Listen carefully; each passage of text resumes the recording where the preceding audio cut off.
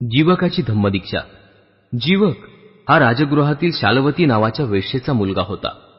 अनौरस असल्यामुळे जन्मल्याबरोबरच ते मूल एका टोपलीत घालून मातीच्या ढिगाऱ्यावर टाकून देण्यात आले होते. त्या मातीच्या ढिगाऱ्यावर बरेचसे लोक त्या मुलाकडे पाहत उभे राहिले. राजकुमार अभय त्या बाजूने जात होता.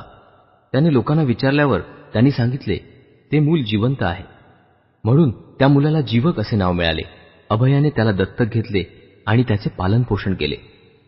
जीवक मोठा झाल्यावर आपण कसे वाचलो हे त्याला समजले आणि इतरांना वाचवण्याची तीव्र इच्छा त्याच्या मनात निर्माण झाली.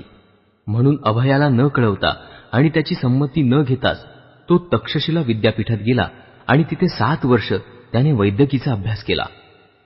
राजगृहाला परतल्यावर त्याने आपला वैद्यकीय व्यवसाय सुरू केला आणि थोड्याच वेळात त्या व्यवसायात त्याने आपलं नाव कमावलं आणि कीर्तीही कमावली. साकेत येथील एका श्रेष्ठीची बायको ही त्याला मिळालेला पहिला रोगी असून तिला बरा करण्याबाबत त्याला 16,000 कर्षाषण, 1 गढी आणि 1 मोलकरीण, 1 घोडागाडी इतका मोबदला मिळाला.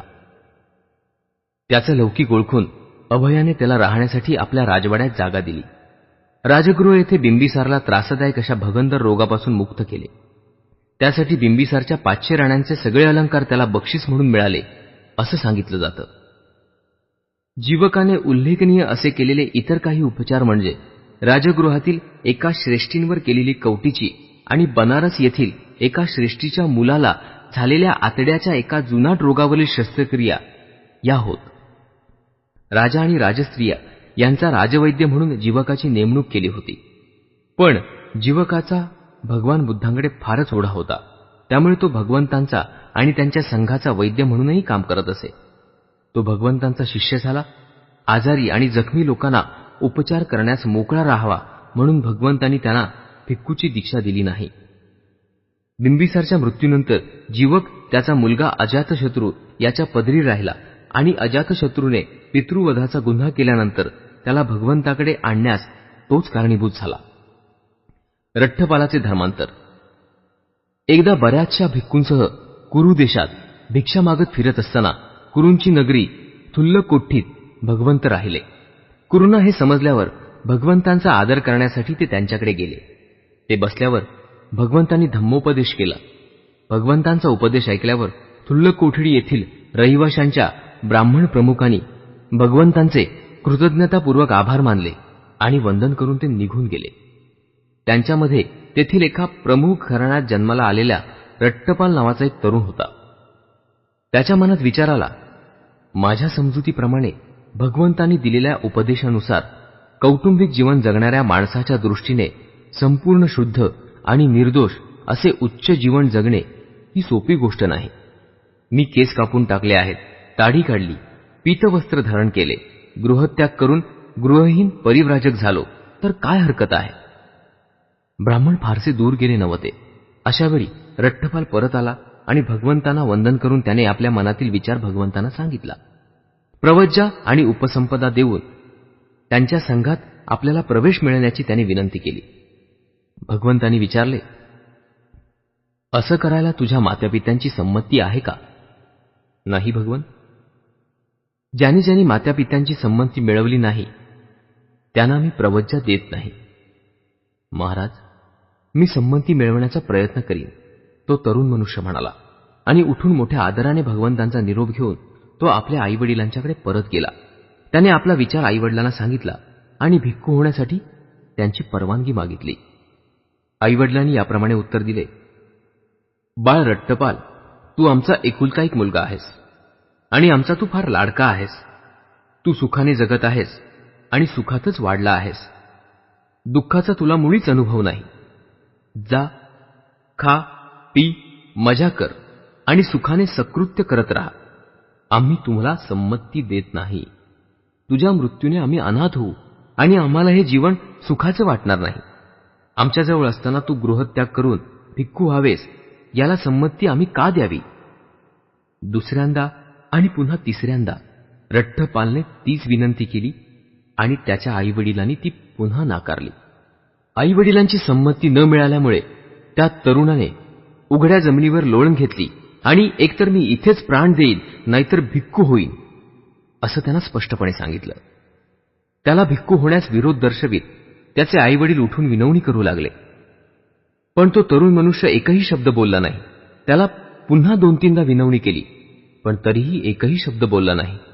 म्हणून रठ्ठपालाच्या आईवडिलांनी त्यांच्या मित्रांना भेटून सगळी हकीकत सांगितली आणि त्यांनी त्याला जे सांगितलं होतं तेच आग्रहपूर्वक त्याला सांगण्यास विनंती केली. त्याच्या मित्रांनी त्याला 3 वेळा विनंती केली. तो एकही शब्द बोलला नाही. तेव्हा त्याचे मित्र त्याच्या आईवडिलांकडे आले आणि म्हणाले, तिथेच उघड्या जमिनीवर पडून तो सांगतो आहे की मी एकतर मरून जाईन नाहीतर भिक्खू होईन. जर तुम्ही त्याला संमती दिली नाही तर तो कधीही जिवंत उठणार नाही.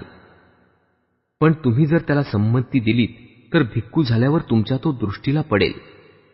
जर भिक्खू होऊन राहणे त्याला आवडले नाही तर तो दुसरे काय करू शकेल? तो इथेच परत येईल. म्हणून तुम्ही त्याला संमती द्या. ठीक आहे, आम्ही संमती देतो. पण जेव्हा तो भिक्खू होईल तेव्हा त्याने इथं आमची भेट घेतली पाहिजे. रठ्ठपालाचे मित्र त्याच्याकडे गेले आणि त्याच्या आईवडिलांनी संमती दिल्याचे त्याला सांगितले. पण भिक्खू झाल्यानंतर त्यांनी त्यांना भेटण्यासाठी आलं पाहिजे असंही सांगितलं. तेव्हा तो उठला आणि थकवा दूर झाल्यावर भगवंतांकडे गेला आणि वंदन करून एका बाजूला बसून तो म्हणाला, मी भिक्खू होण्याबाबत आईवडिलांची संमती मिळवली आहे. मला संघात प्रवेश द्यावा अशी भगवंतांना माझी विनंती आहे. भगवंतांच्या संघात त्याला प्रवेश देण्यात आला. थुल्लकुठीत येथे आवश्यक तितके दिवस राहून 15व्यानंतर भगवान बुद्ध भिक्षा यात्रेसाठी श्रावस्तीला जायला निघाले आणि त्या ठिकाणी अनाथ पिंडकाच्या सुखदायी जेतवनात त्यांनी वस्ती केली.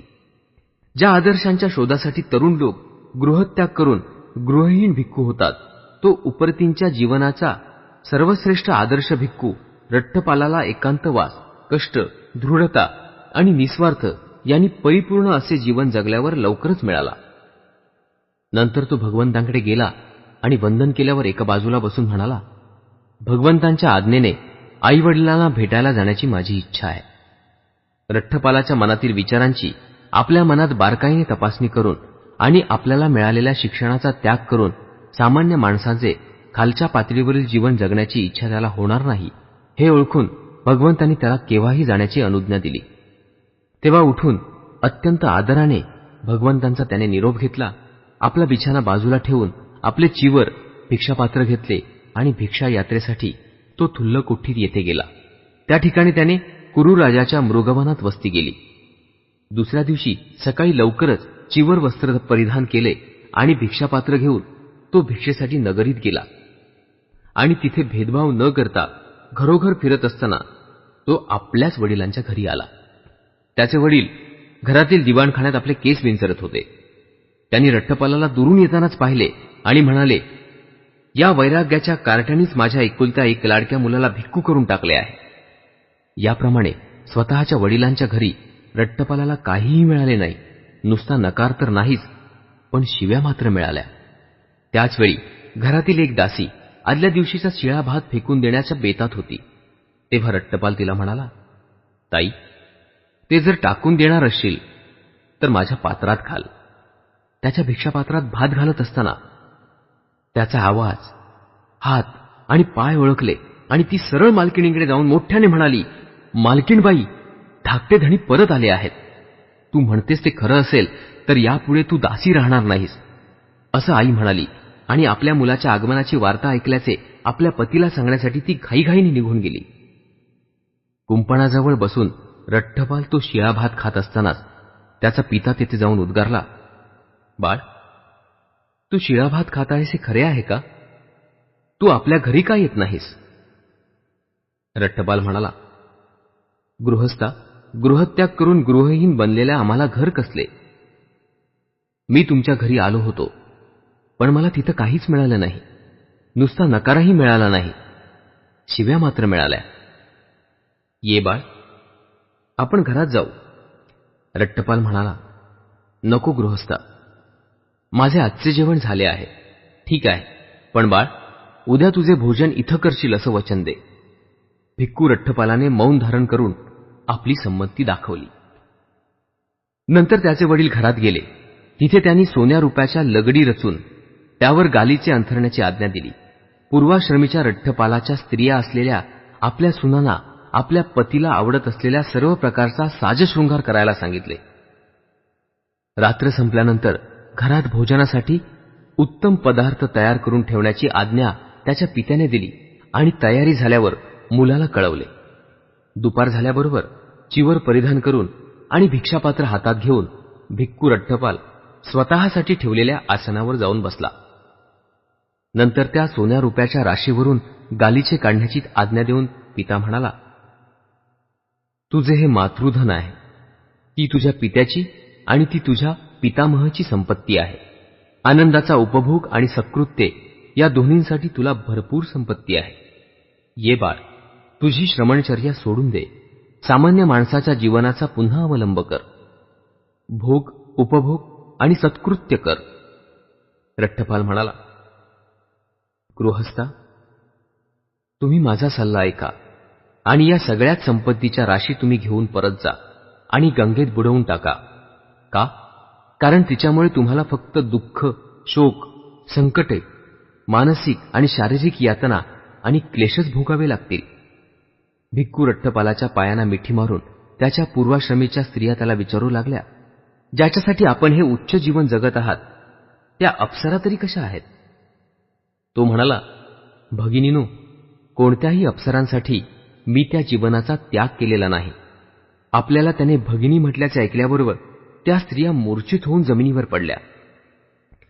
रठ्ठपाल आपल्या पित्याला म्हणाला, गृहस्था, मला अन्न द्यावायचे असेल तर दे, मला त्रास मात्र देऊ नकोस. पिता म्हणाला, भोजन तयार आहे बाळ, सुरुवात कर.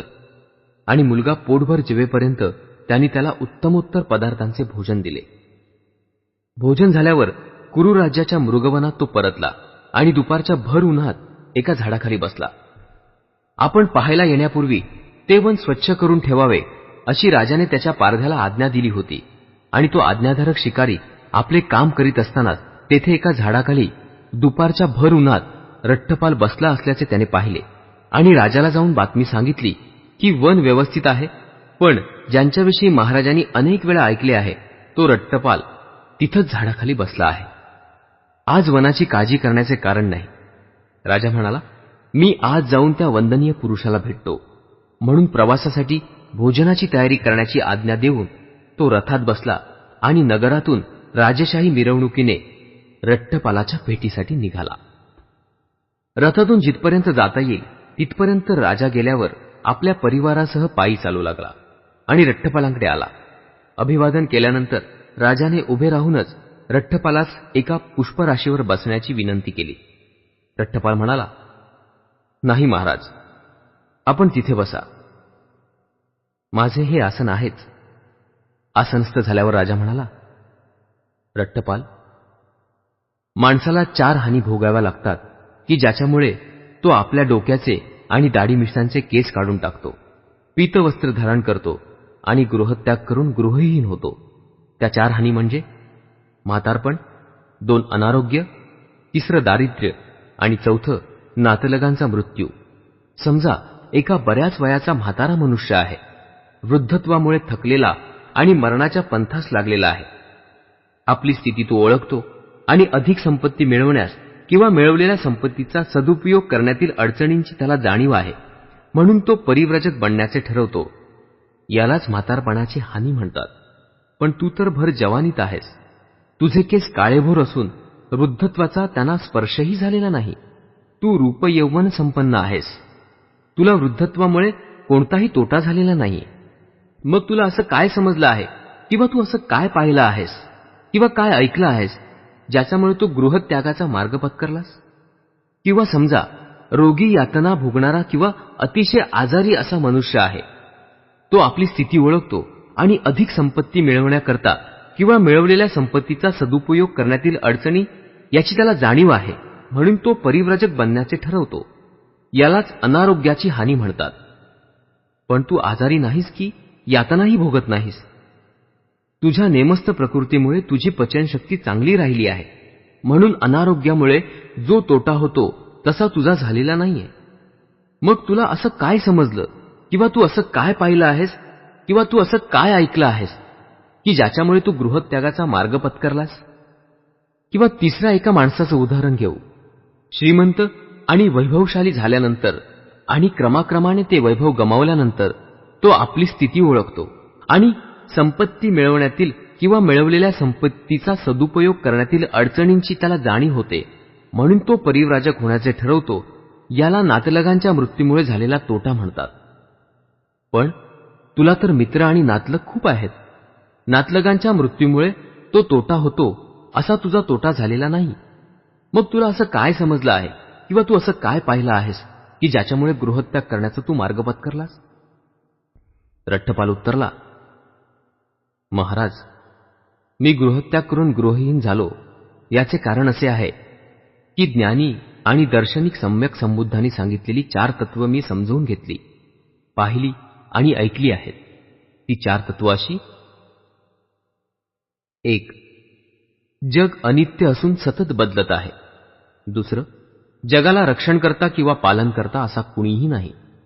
3. आपली कशावरही मालकी नाही. प्रत्येक वस्तू मागे ठेवूनच आपणाला गेली पाहिजे. आणि 4. तृष्णेच्या आहारी गेल्यामुळे जगात दुःख आहे आणि त्यामुळे जगात अनेक उणीवा असून ते सारखं धडपडत आहे. विलक्षण, खरोखरच उत्कृष्ट.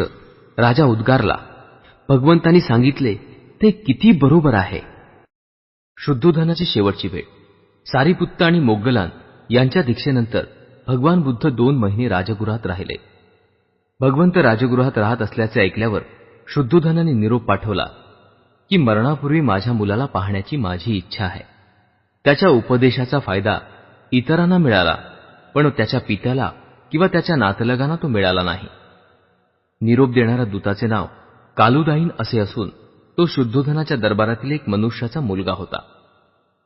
तिथे पोहोचल्यावर तो दूत म्हणाला, जगतवंदनीय तथागता, कमलपुष्प ज्याप्रमाणे सूर्योदयाची वाट पाहण्यासाठी उत्सुक असतं, त्याचप्रमाणे आपले पिताजी आपली वाट पाहत आहेत. तथागतांनी आपल्या पित्याची विनंती मान्य केली आणि आपल्या बऱ्याच शिष्यांसह ते आपल्या पित्याच्या घरी जायला निघाले. भगवंत अधूनमधून मुक्काम करत चालले होते, पण ते येण्यासाठी निघाल्याची वार्ता शुद्धोधनाला सांगण्यासाठी कालुदाईन पुढे निघून गेला होता. लवकरच ही बातमी सगळ्या शाक्य जनपदात पसरली. संबोधी प्राप्त करून घेण्यासाठी गृहत्याग केल्यावर गृहहीन होऊन फिरत असताना सिद्धार्थ आपला उद्देश सफल झाल्यामुळे कपिलवस्तूत आपल्या घरी परत येत आहे, ज्याच्या ज्याच्या तोंडी हेच शब्द होते. आपले नातलग आणि मंत्री यांच्यासह शुद्धोधन आणि महाप्रजापती ही दोघंही आपल्या पुत्राला भेटण्यासाठी निघाली. आपला मुलगा दुरूनच येत असताना त्यांनी पाहिला, तेव्हा त्याचे सौंदर्य, गांभीर्य आणि तेज पाहून ते थक्क झाले आणि त्यांचे अंतःकरण अत्यानंदाने भरून गेले आणि त्यांना आनंद व्यक्त करण्यासाठी शब्दच सापडेनात. हा खरोखरच त्यांचा पुत्र होता. हे ते सिद्धार्थाचेच रूप होते. तो महान श्रमण त्यांच्या हृदयाच्या किती जवळ होता आणि तरीही त्यांच्यातील अंतर किती दूर होते. तो मुनिश्रेष्ठ आता त्यांचा पुत्र सिद्धार्थ नव्हता. तो बुद्ध, भगवान, अहर्त, सत्यविद आणि सगळ्या मानवजातीचा गुरु होता. आपल्या पुत्राचे धार्मिक श्रेष्ठत्व लक्षात घेऊन शुद्धोधन रथातून खाली उतरला आणि प्रथम त्याला वंदन करून म्हणाला, आम्ही तुला पाहिल्यावर आता 7 वर्ष लोटली आहेत. या क्षणाची आम्ही किती आतुरतेने वाट पाहत होतो. नंतर भगवान बुद्ध आपल्या पित्यासमोर बसले. राजा पुत्राकडे टक लावून पाहू लागला. त्याच्या नावाने त्याला हाक मारण्यासाठी त्याची इच्छा फार होती, पण तसे धैर्य त्याला होईना. सिद्धार्था, तो मनातल्या मनात उद्गारला, सिद्धार्था, आपल्या पित्याकडे परत ये आणि त्यांचा पुत्र हो. पण आपल्या पुत्राचा निश्चय पाहून त्याने आपल्या भावना दाबून टाकल्या. तो आणि महाप्रजापती दोघंही उदास झाली. याप्रमाणे पिता आपल्या पुत्राच्या समोर बसला आणि दुःखात आनंद आणि आनंदात दुःख मानू लागला. त्याला आपल्या मुलाचा अभिमान वाटत होता. तरी पण आपला थोर पुत्र आपला कधीही वारस होणार नाही या कल्पनेमुळे त्याचा अभिमान लोप पावला. मी तुला माझे राज्य देईन, राजा म्हणाला, पण जर तुला ते मी दिले तर तू ते मातीमोल मानशील. आणि भगवंत म्हणाले, राजाचे अंतःकरण प्रेमाने भरलेले आहे आणि आपल्या पुत्राबद्दल त्याला अत्यंत दुःख होत आहे हे मी जाणतो. पण ज्या पुत्राला आपण मुकलात त्याच्याशी ज्या प्रेमबंधनाने आपल्याला जखडले आहे त्या बंधनांनी आपण स्वतःला सर्व मनुष्यांशी जखडून टाका, म्हणजे सिद्धार्थाच्या जागी आपल्याला त्याच्यापेक्षाही थोर पुत्र असल्याचे आढळून येईल. सत्य आणि सदाचार शिकवणारा पुत्र आपल्याला लाभेल आणि शांती आणि निर्वाळ यांचा प्रणेता आपल्या हृदयात प्रवेश करेल. आपला पुत्र बुद्ध याची ती मधुर वाणी ऐकून शुद्धोधन राजा आनंदाने बेहोश झाला आणि आपले हात घट्ट आवळून अश्रुपूर्ण नेत्रांनी तो उद्गारला, हे अद्भुत परिवर्तन आहे.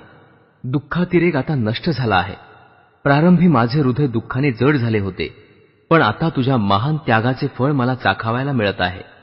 समर्थ अशा अनुकंपेने प्रेरित होऊन गेल्यामुळे आपले धर्माविषयक उदात्त असे उद्दिष्ट साध्य करण्यासाठी सत्तेची अभिलाषा तू सोडून द्यावीस हे योग्यच होते. धर्म सापडल्यावर आता मुक्तीसाठी उत्सुक असलेल्या सर्वांना तू आपल्या धर्माची शिकवण देऊ शकशील.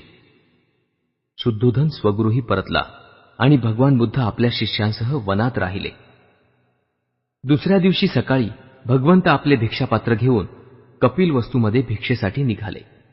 त्यावेळी ही बातमी पसरली, ज्या नगरात सिद्धार्थ रथात बसून आपल्या सेवकांसह जात आहेत त्याच नगरात तो आता भिक्षा मागण्यासाठी घरोघर फिरत आहे. त्याने लाल मातीच्या रंगाचे चिवर परिधान केले असून त्याच्या हातात मातीचे एक भिक्षापात्र आहे. ही विचित्र वार्ता ऐकून शुद्धोधन घाईघाईने गेला आणि भगवंतांना म्हणाला, तू माझ्या नावाला असा काळीमा का फासतोस? तुला आणि तुझ्या भिक्खूंना मी सहज अन्न पुरवू शकेन हे तुला माहीत नाही का? भगवंत उत्तरले, ही माझ्या संघाची प्रथा आहे. पण हे कसं शक्य आहे? अन्नासाठी भिक्षा मागणाऱ्यांपैकी तू नाहीस. होय पिताजी, भगवंत म्हणाले, आपण राजाचे वंशज आहोत असे तुम्ही आणि तुमच्या वंशयांनी वाटल्यास जरूर म्हणावे, पण मी प्राचीन बुद्धांचा वंशज आहे.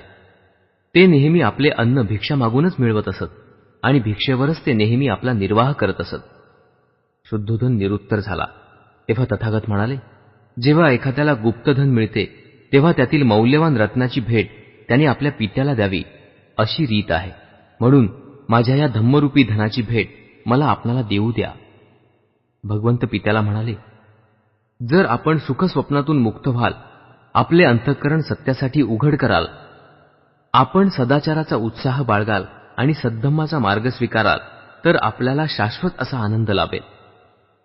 शुद्धोधनाने हे सगळं शांतपणे ऐकलं आणि म्हटलं, बाळा, तू जे म्हणतोस त्याचप्रमाणे वागण्याचा मी प्रयत्न करीन.